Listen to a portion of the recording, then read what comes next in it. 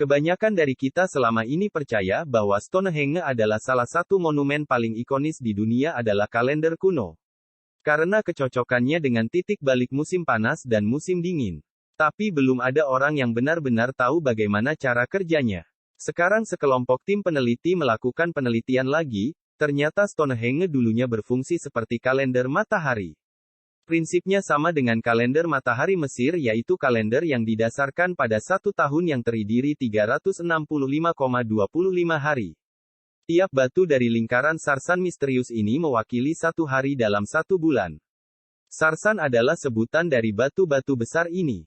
Stonehenge sebetulnya kalender abadi tempat orang bisa melacak tiap titik balik matahari terbenam, musim dingin. Dengan begitu mereka yang tinggal di dekat Stonehenge yang sekarang berlokasi di Wiltshire, Britania Raya bisa melacak hari-hari dan bulan-bulan dalam setahun. Sekarang kita semua tahu tentang sistem kalender misterius ini.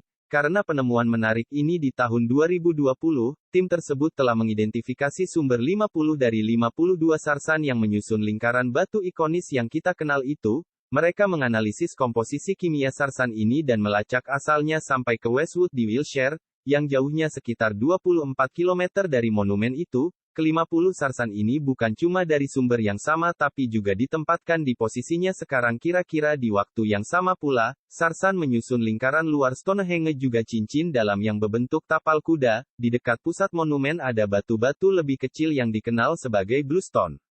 Tim itu melacak asal bluestone sampai ke Wales. Mereka juga menemukan bahwa sarsan memiliki komposisi kimia yang sama, yaitu lebih dari 99% silika dan sisanya ada beberapa elemen lain. Tidak ada sarsan yang sama dan sarsan ini juga berbeda dengan klaster utama. Sarsan ini diatur dengan 3 formasi yang berbeda di Stonehenge, 30 di antaranya membentuk lingkaran batu besar yang mendominasi monumen ini, 4 batu pangkalan membentuk batu persegi panjang di luar lingkaran, sedang sisanya yang berlokasi di dalam lingkaran batu disusun menjadi 5 triliten. Triliten adalah formasi 2 batu vertilak dengan sebuah batu horizontal di bagian atasnya.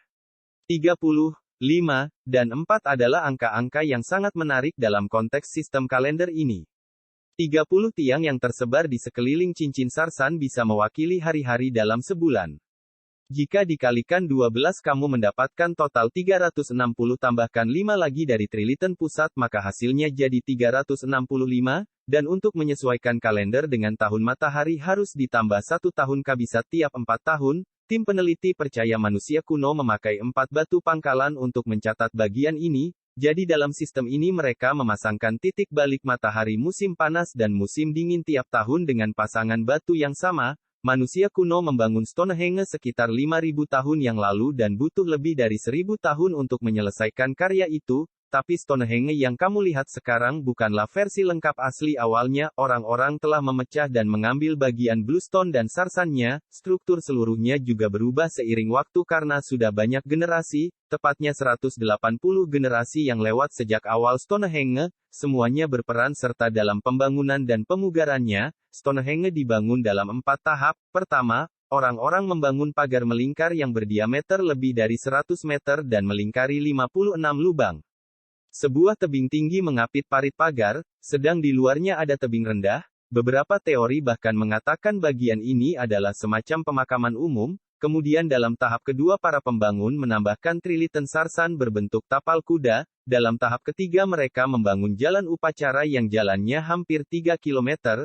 Ini mungkin menandai jalur bluestone yang dipindahkan orang dari lubang Aubrey ke lubang Ki dan R, yaitu melengkung ganda tempat bluestone telah ditata. Di tahap ini pembangun juga mengatur jalan masuk dan memotong lagi parit pagar utama. Dalam tahap keempat batu-batu itu dipecah dan pembangun mengukir batu sarsan. Kemudian akhirnya bluestone dimodifikasi lagi. Para pembangun tidak meninggalkan catatan tertulis tentang cara mereka berhasil memindahkan batu-batu besar ini ke lokai dan mendirikannya dengan tegap sempurna.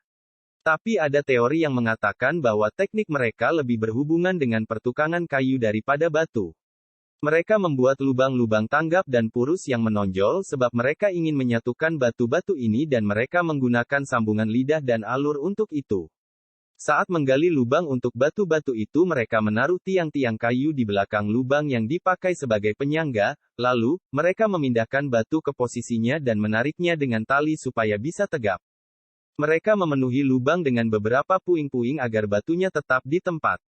Masyarakat pertanian pra-industri menyatukan monumen menarik ini cuma memakai peralatan dari batu dan tulang, bahkan roda pun belum ditemukan. Formasi luar biasa ini juga dikenal sebagai batuan berdering.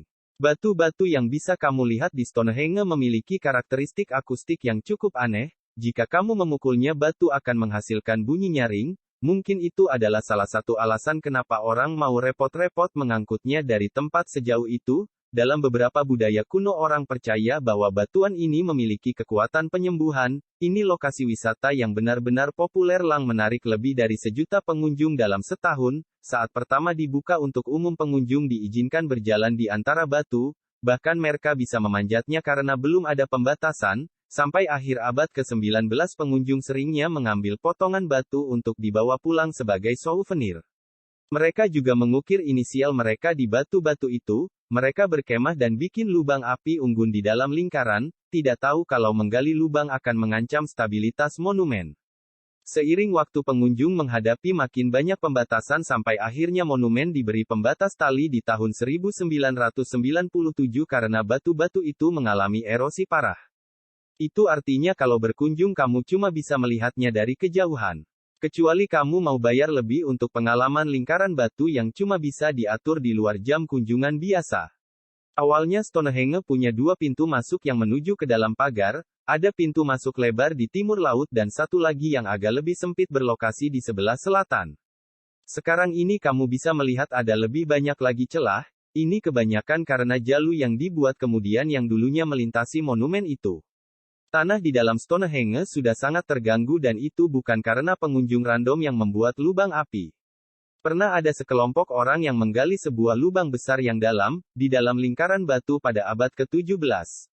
Untuk mencari harta karun, lalu ada Charles Darwin yang juga melakukan penggalian karena dia meneliti cacing tanah di area itu. Dia ingin tahu bagaimana cacing ini memengaruhi objek di dalam tanah seiring waktu. Ia mengamati bahwa ada sebuah batu yang jatuh di sana tenggelam lebih dalam di tanah dan sadar bahwa itu terjadi karena aktivitas makhluk kecil ini yang selalu mengaduk tanah.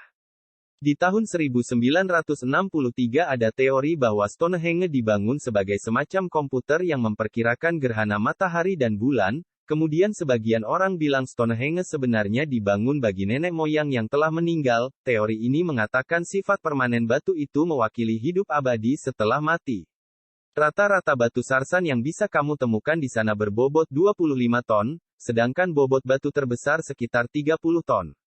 Kalau ingin tahu sebenarnya semasif apa batu-batu ini, kamu bisa pergi ke belakang pusat pengunjung di galeri ruang terbuka untuk melihat replika batu sarsan. Ini adalah salinan sebenarnya dari batu sarsan yang berdiri tegak dari salah satu triliten yang berlokasi di tapal kuda dalam monumen. Ada 5 rumah Neolitik di Stonehenge yang didasarkan pada bukti arkeologis rumah-rumah yang dibangun di area itu. Masing-masing punya dinding yang dibangun dengan pasak dan berlantai kapur. Sebagiannya bahkan punya perabot. Ditemukan juga banyak sampah yang artinya orang di area ini suka perayaan dan berpesta. Penelitian menunjukkan orang tinggal di rumah-rumah ini selama 50-100 tahun, sekitar 4.500 tahun sebelum Masehi. Ini masa-masa para pembangun membawa batu sarsan ke Stonehenge. Selama mereka membangun Stonehenge, generasi manusia sendiri mengalami perubahan besar. Dari zaman batu ke awal zaman perunggu, mereka tidak lagi staris dan terisolir. Mereka mulai sering berpergian dan berdagang yang artinya mereka jauh lebih sering berkomunikasi dibanding nenek moyang mereka bahkan secara internasional. Mungkin beginilah mereka menyebarkan kabar tentang Stonehenge, dan saat itu pula lah seluruh misteri dan daya tarik terhadap monumen itu dimulai.